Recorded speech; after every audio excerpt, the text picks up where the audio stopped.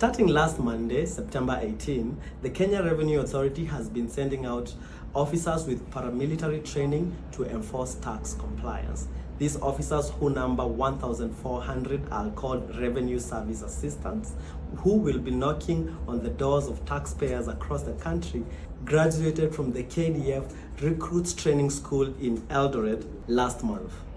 It is the rollout of the electronic tax invoice management system known as eTIMS, which is aimed at optimizing VAT collection. That is going to be one of the major roles that these officers are going to be tasked with.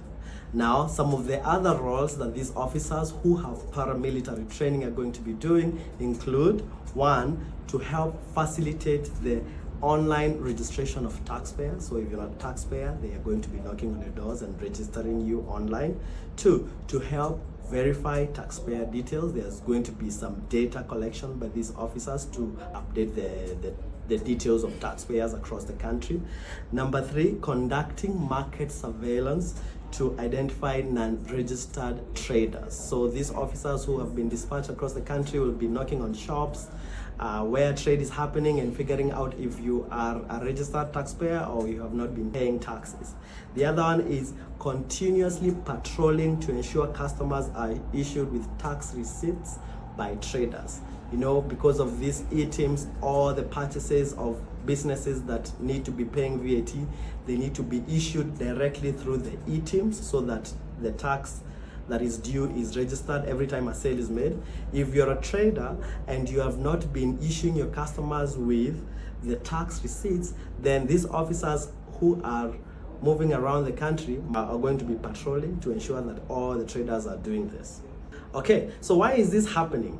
Now, the government plans to raise a record 2.496 billion from taxes this financial year. Now, this means the Kenya Revenue Authority has to collect an average of 207.99 billion each month.